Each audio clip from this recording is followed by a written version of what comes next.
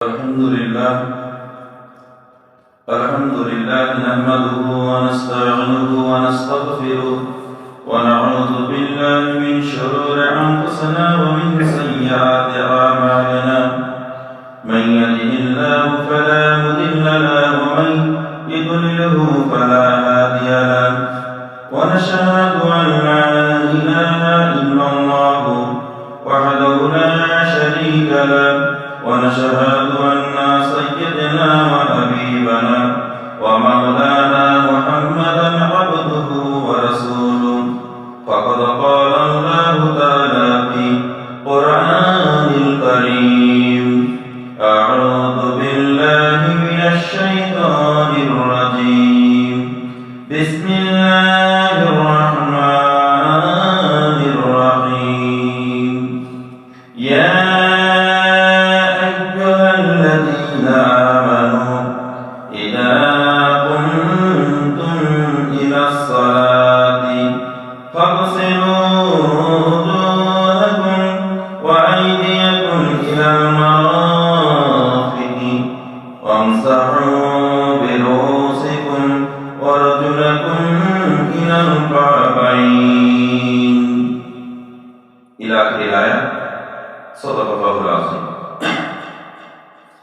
সকল প্রশংসা আল্লাহ রাব্বুল আলামিন। প্রিয় নবী মুহাম্মদ সাল্লাল্লাহু আলাইহি সাল্লামের শানে দরুদ ও সালাম। আমাদের উপরে আল্লাহর পক্ষ থেকে হিদায়াত রহমত বর্ষিত হোক, সকলে বলি আমিন। আমরা বিগত দুটি সপ্তাহ সালাতের উপরে আলোচনা শুনছি। সালাত তথা নামাজ, সেই নামাজের বিভিন্ন বিষয়ে আমরা আলোচনা শুনেছি।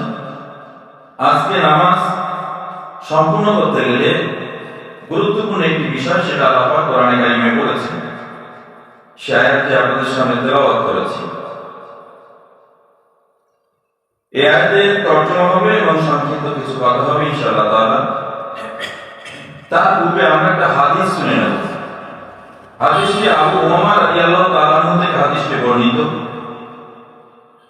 রাসূল করিম সাল্লাল্লাহু আলাইহি ওয়াসাল্লাম বলেছেন, এমন এক সময় আসবে যখন ইসলামের বাঁধন শৃঙ্খলগুলি এক এক করে ছিন্ন ভিন্ন হয়ে যেতে শুরু করবে। যখন কোন বাঁধন ছিন্ন ভিন্ন হয়ে যাবে, তখন মানুষ ওই শৃঙ্খলা পুনরায় স্থাপন করার পরিবর্তে যেটুকু ঐক্য বন্ধন বাকি থাকবে তাকে যথেষ্ট করে মনে করবে। সর্বপ্রথম ইসলামের যে বাঁধন ছিন্ন হবে তা হবে ন্যায় প্রশাসন। ন্যায় প্রশাসন খেলাফতে রাশেদা, হুকুমতে ইলাহিয়া, এটা প্রথম বিলুপ্ত হয়ে যাবে, এটা প্রথম ছিন্ন ভিন্ন হয়ে যাবে, এ বাঁধন আর থাকবে না।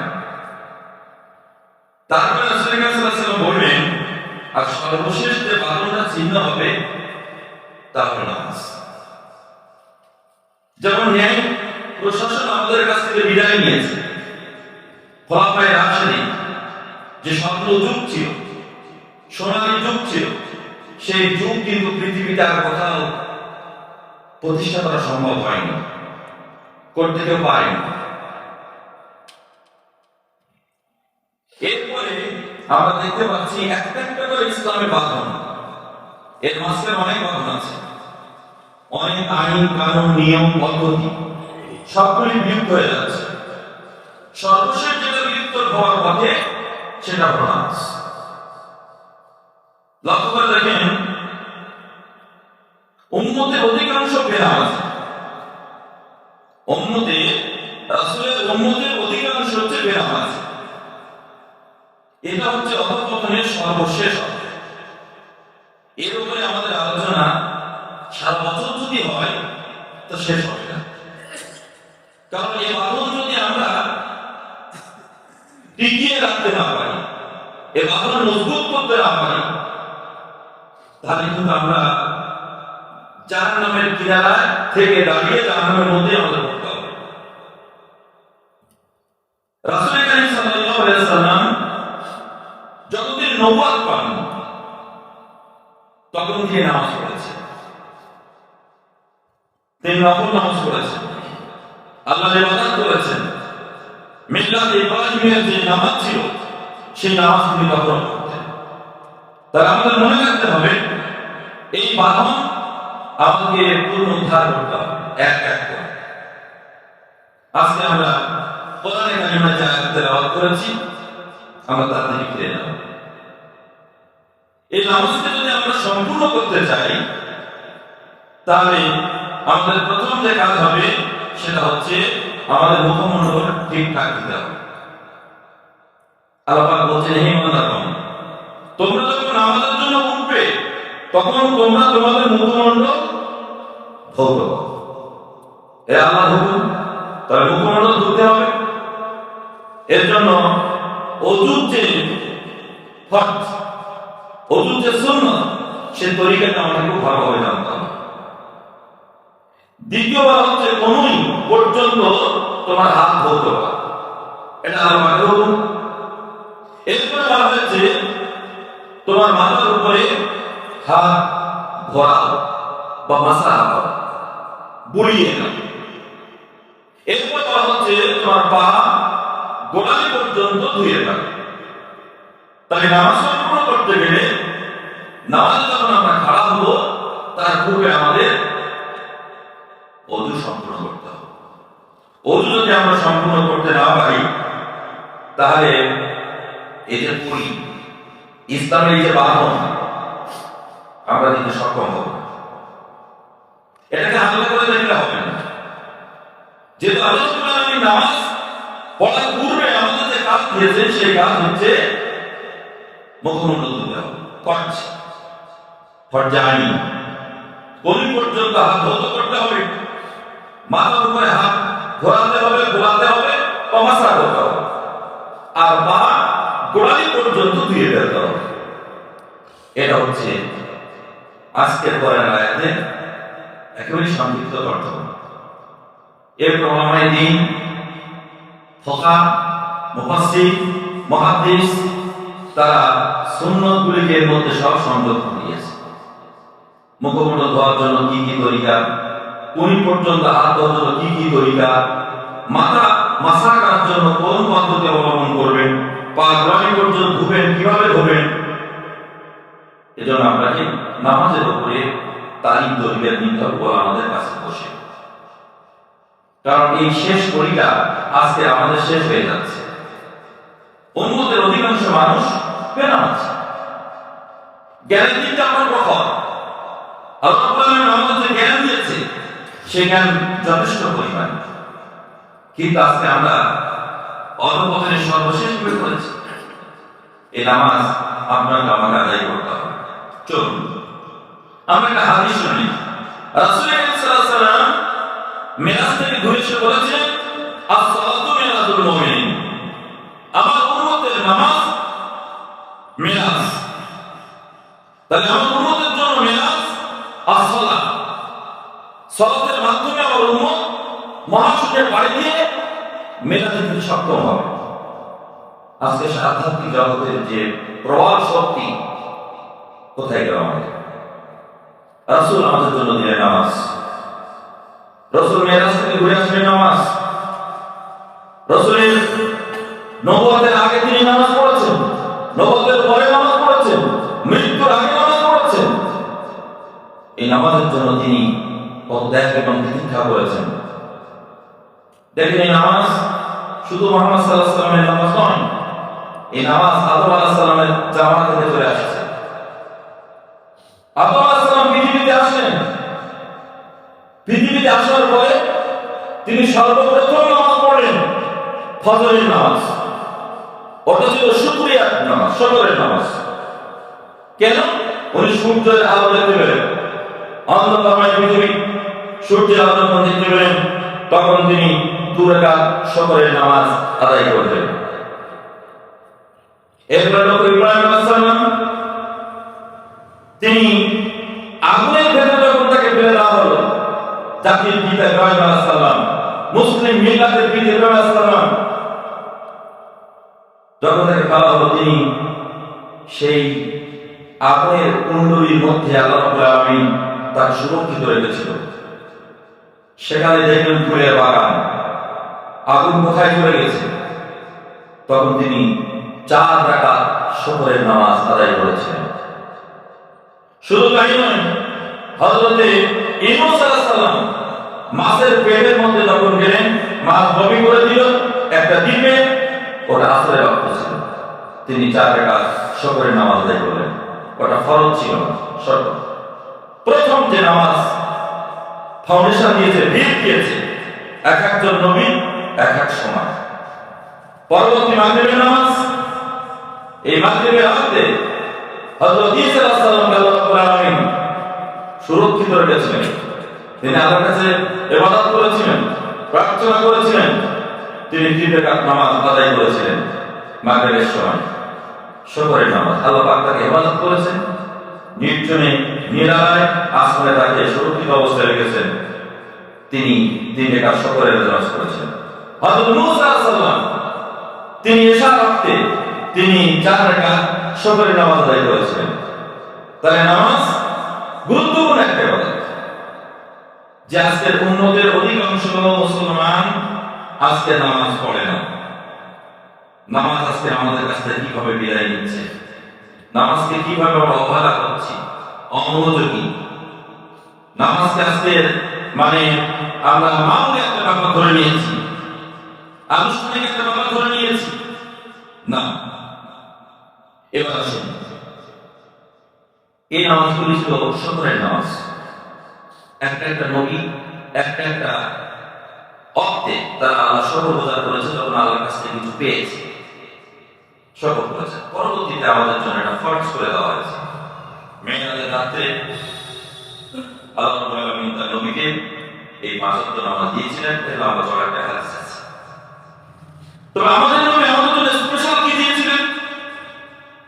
স্পেশাল সেটা হচ্ছে তাহাজ্জুদের নামাজ, বেদের নামাজ, সুন্নত নামাজ। আমরা যে সুন্নত পড়ি, বেদের পড়ি, তাহাজ্জুদ পড়ি, এটা অন্য নবী ছিল না। এটা স্পেশাল করে আল্লাহ রাব্বুল আলামিন তার নবীর মাধ্যমে আমাদেরকে দিয়েছে। লক্ষ্য করেন, আল্লাহ রাব্বুল আলামিন অনুভব করতে থাকেন যখন নাকি আল্লাহ নবীর উম্মতেরা জামাতের সঙ্গে নামাজ আদায় করে কাতার বন্দী হয়ে যায়। আল্লাহ রাব্বুল আলামিন হাসতে থাকেন, আনন্দ করতে থাকেন, আমার বান্দা আমাকে দেখে নাই কিন্তু জামাতের সঙ্গে কাতার বন্দী ভাবে নামাজ আদায় করছে। বলে সুবহানাল্লাহ, আল্লাহ আনন্দ অনুভব করছেন, হাসছেন তার বান্দাকে দেখে, নবীর উম্মতকে দেখে। জামাতের সঙ্গে নামাজ আল্লাহর কাছে কত প্রিয় জিনিস। মানুষ কখন হাসে, কখন আনন্দ অনুভব করে, এটা আমাদের বড় অপেক্ষা লাগে না? এটা আমাদের বোঝার অপেক্ষা লাগে না? এই জামাত যখন মানুষ কাতারের সঙ্গে নামাজ আদায় করে, আল্লাহ রাব্বুল আলামিন আনন্দ অনুভব করেন, তিনি হাসতে থাকেন। শুধু তাই নয়, রাসূল কারীম সাল্লাল্লাহু আলাইহি ওয়াসাল্লাম বলেন, যখন আল্লাহর বান্দা তাহাজ্জুদ গুনার বান্দা হয়, গভীর রাতে যখন তারা নামাজের মধ্যে দাঁড়ায়, আল্লাহর নবী বলেন, আল্লাহ রাব্বুল আলামিন তখন হাসতে থাকেন, দেখো আমার বান্দা নির্জনে নিরালায় একাকীভাবে তাহাজ্জুদ গুজার চোখের পানি ফেলতেছেন। আল্লাহ রাব্বুল আলামিন হাসতে থাকেন, আনন্দ করতে থাকেন, অনুভব করতে থাকেন। শুধু তাই নয়, যখন নাকি আল্লাহর বান্দা নবীর উম্মতেরা জিহাদের ময়দানে দাঁড়িয়ে থাকে রক্ত দেওয়ার জন্য, জীবন দেওয়ার জন্য, আল্লাহ রাব্বুল আলামিন তখন হাসতে থাকেন, আমার বান্দা রক্ত দেওয়ার জন্য, জীবন দেওয়ার জন্য জিহাদের ময়দানে দাঁড়িয়ে আছে। বলি সুবহানাল্লাহ। এই 3 অবস্থায় আল্লাহ রাব্বুল আলামিন আনন্দ লাভ করতে থাকেন। এই 3 অবস্থা আমাদের জীবনে কখনো কখনো আসছে, প্রতি মুহূর্তে আসছে। এগুলো আমাদেরকে হারাতে হবে। আল্লাহ নবী বলেন, আমার উম্মত যখন জামাতের সঙ্গে নামাজ আদায় করবে, জামাতের কাতারে যখন দাঁড়াবে, ওই কাতারটা হয়ে যাবে ফেরেশতাদের কাতার। ওই কাতারটা ফেরেশতাদের কাতার, মালায়েকাদের কাতার, মানে পুত পবিত্র একটা কাতার। জামাতের সঙ্গে নামাজ আদায় করার ক্ষেত্রে বিশ্ব নবী এমন কথা আমাদের সম্পর্কে বললেন।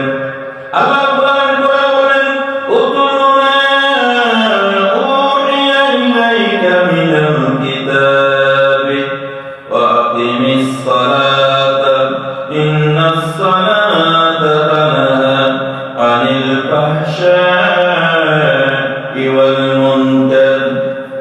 সূরা আনকাবুত।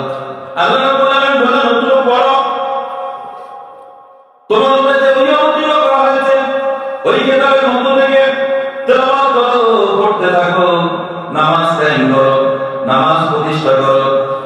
আল্লাহ পাক হুকুম করলেন, আকিমিস সালাত, নামাজ কায়েম করো, নামাজ প্রতিষ্ঠা করো। নিশ্চয়ই নামাজ তারা ফিরিয়ে রাখবে, আনিল ফাহশা, খারাপ কাজ থেকে ফিরিয়ে রাখবে, ফাহশা কাজ থেকে ফিরিয়ে রাখবে, মন্দ কাজ থেকে ফিরিয়ে রাখবে। তাহলে নামাজ যদি আদায় করা হয়, আল্লাহ পাক বলছেন, ও দুনিয়ার মানুষ, যত রকমের খারাপি, সেই খারাপ থেকে তোমাকে হেফাজত করবে হচ্ছে নামাজ। বলি সুবহানাল্লাহ। তাহলে আজকে নামাজ আমাদের কাছ থেকে কিভাবে বিদায় নিচ্ছে, কিভাবে আমরা ফাহশা এবং মুনকার কাজের সঙ্গে যুক্ত হয়ে পড়েছি, এর মূল কারণ হচ্ছে নামাজ যেভাবে পড়ার দরকার ছিল সেভাবে নামাজ পড়া হচ্ছে না। নামাজ আমাদের ফেরাবে, আমাকে কিনতে হবে না, নামাজ আমাকে ফিরিয়ে দেবে, আমাকে হেফাজত করবে, সুরক্ষিত রাখবে। কি থেকে? ফাহশা, জেনা, ব্যভিচার, অন্যায়, অকর্ম, মুনকার, যত রকমের খারাপ কাজ আছে সমস্ত খারাপ কাজ থেকে নামাজ আমাকে ফিরিয়ে রাখবে, তা বিরত রাখবে, দূরে রাখবে। কিন্তু আমরা নামাজ পড়ছি আর ফাহশা এবং মুনকার কাজের সঙ্গে যুক্ত হচ্ছি, তার মানে নামাজ যেভাবে পড়ার দরকার ছিল সেভাবে পড়া হচ্ছে।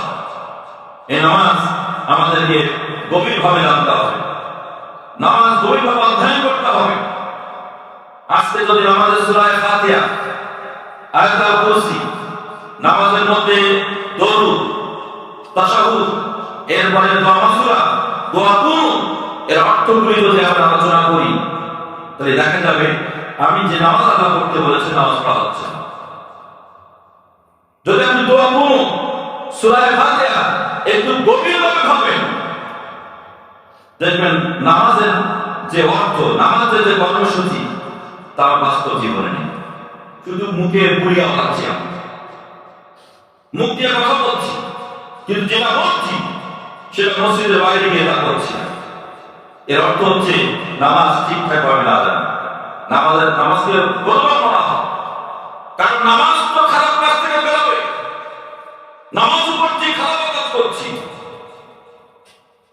সম্মানিত ভাই, এর অর্থ হলো আমাদের ঈমান খারাপ হয়ে গেছে। কেন খারাপ হয়ে গেছে? একটা উদাহরণ আপনাদের দিয়ে বুঝতে পারবেন। বিষধর সাপ যখন কামড়ায়, তখন আমরা নিম পাতা দেই, ঝাল খেতে দিই। যদি বিষধর সাপ হয় তাহলে বলে পানি লাগছে, ঝাল হলো বলে পানি, আর নিম পাতা দিলেও বলে পানি। এর অর্থ হচ্ছে তার স্বাদ ক্রিয়া নষ্ট হয়ে গেছে। এখন আমাদের যে ঈমান, গান ভালো লাগে, সিনেমা ভালো লাগে, আবার কোরআন তেলাওয়াত ভালো লাগে, আল্লাহর কালামও ভালো লাগে। তার মানে আমাদের দর্শন করেছে ইবলিস, শয়তান আমাদের দর্শন করেছে, আমাদের আক্রমণ করে শয়তান, যার কারণে দুটোই আমাদের ভালো লাগে, যার কারণে আমরা গুনাহ থেকে, ফাহশা থেকে, মুনকার থেকে আমরা বাঁচতে পারছি। ট্রিটমেন্ট করতে হবে, কার ট্রিটমেন্ট করতে হবে? কলমের ট্রিটমেন্ট করতে হবে। ব্যাপারে একটা হাদিস আমাদের স্মরণ করে, রাসূল কারীম সাল্লাল্লাহু আলাইহি ওয়াসাল্লাম বলছেন, কি বলেছেন? তিনটে সময় আব্দুল্লাহ ইবনে মাসউদ রাদিয়াল্লাহু তাআলা হাদিসে বর্ণনা করেছেন, তিনটে সময় যদি তোমার কলব মৃত থাকে তাহলে জানতে হবে শয়তান তোমাকে দর্শন করেছে। কোন সময়? যখন কোরআন তেলাওয়াত করা হয়, তোমার মধ্যে চেতনা আসলো না, কোরআন তেলাওয়াত শুনতে ভালো লাগে না, কোরআন যখন শোনা হয় এই সময় ভালো লাগে না, কোরআনের তেলাওয়াত ভালো লাগে না, যখন কোরআনের আলোচনা হয় তখনও ভালো লাগে না, যখন জিকির করা হয়, দিনের আলোচনা করা হয় তখনও ভালো লাগে না, আবার যখন নির্জনে থাকি, নিরালায় থাকি, তখন আমার কল্প কোনো আখিরাতের কথা চিন্তা করে না, পরকালের কথা চিন্তা করে না, জাহান্নামের কথা চিন্তা করে না। নবীজি বললেন আল্লাহর কাছে দোয়া করো, রব্বুল আলামিন তোমার কাছে প্রার্থনা করি, তোমার কাছে ভিক্ষা চাই, অন্তত একটা অন্তর তুমি আমাকে দান করো। যখন কোরআন শুনবো তখন চোখ দিয়ে যেন পানি পড়ে, অথবা যখন কোরআনের কথা কেউ আলোচনা করবে, যখন জিকির করব তখন যেন আমাদের চোখ থেকে পানি পড়ে, অথবা যখন নির্জনে নিরালায় যাব তখন যেন আমার যেন নির্জনে নিরালায় বসে যেন তোমাকে স্মরণ করতে পারি। তাহলে তিনটে সময় যদি আপনার অন্তর আল্লাহর জন্য না কাঁদে, তাহলে তিনটে অন্তরের একটা অন্তর আপনার কাছে নাই। এখন আল্লাহর কাছে ভিক্ষা চাওয়ার কথা বলা হয়েছে, আল্লাহর কাছে প্রার্থনা করো একটা অন্তর যেন আল্লাহ পাক আপনার কাউকে দান করেন, আর সেই অন্তর দিয়ে আল্লাহকে যেন জানাতে পারি, বলতে পারি, ভাবতে পারি, চিন্তা করতে পারি। বলি সুবহানাল্লাহ। সম্মানিত ভাইরা, রাসূলুল্লাহ সাল্লাল্লাহু আলাইহি ওয়াসাল্লামের একটি হাদিস, এটা বাবুদের জন্য। আজকের অধিকাংশ বাড়িতে আমাদের মায়েরা পুরুষেরা তো নামাজ পড়ে, প্রতি মসজিদে নামাজ, মায়েদের অবস্থা আরো শোচনীয়। কত শোচনীয় সে বলা অপেক্ষা রাখে। অথচ ইসলাম মেয়েদের জন্য, মায়েদের জন্য এত সহজ, এত সরল করে দিয়েছেন। মেয়েরা আমাদের বোঝা থামিয়ে নিচ্ছে, সিমেন্টের বস্তা পাবে, ইসলাম বলছে তোমার সিমেন্টের বস্তা হইতে হবে। ওরা ইট পারবে, ইসলাম বলছে তোমার ইট বইতে হবে না। এই কষ্টের কাজ ইসলাম নারীদের উপরে চাপায়। কি চাপালে? বিশ্বনবী বললেন, কোন একজন মহিলা নামাজ আদায় করবে, কোন একজন মহিলা রোজা সম্পূর্ণ করবে, কোন একজন মহিলা পর্দায় থাকবে, কোন একজন মহিলা স্বামীর আনুগত্য করবে, এই চারটে কাজ যদি কোনো মা সম্পূর্ণ করে, আল্লাহ নবী বললেন সমস্ত দরজা খোলা থাকবে, যে কোনো দরজা দিয়ে ওই মা, ওই মহিলা জান্নাতের মধ্যে প্রবেশ করতে পারবে। বলি সুবহানাল্লাহ। একটু জোরে বলি সুবহানাল্লাহ। আজকের মায়েদের উপরে বোঝার উপরে বোঝা আমরা চাপিয়েছি, সমাজ চাপিয়েছে, রাষ্ট্র চাপিয়েছে। তারা ঘরের কাজ সামলাচ্ছে, আবার বাইরের কাজ তার লোকে চাপিয়ে দেওয়া হচ্ছে। ইসলাম তাদের জন্য করেছে আসান, সহজ করেছে, সরল করেছে। ভারী কাজ যে কাছে বহন করতে পারবে না, সে কাজ আল্লাহ তাদের চাপান। আমার প্রিয় বন্ধুগণ, এই জন্য মায়েদের কাছে বার্তা পৌঁছাতে হবে, মায়েদের কাছে কথা শোনাতে হবে। নামাজ সম্পর্কে আপনাদের কয়েকটা ফজিলতপূর্ণ কথা বলি। আমরা তো আমাদের নামাজ পড়ি না, আমি প্রথমেই বলেছি, এগুলো আমরা জানি। জানার দিক থেকে আমরা কিন্তু সকলেই পণ্ডিত, জ্ঞানী। আমাদের দিক থেকে আমরা বোকা, কিছু জানি। যখনই আমাদের কথা বলা হয় তখন একার সাথে, বোকার সাথে।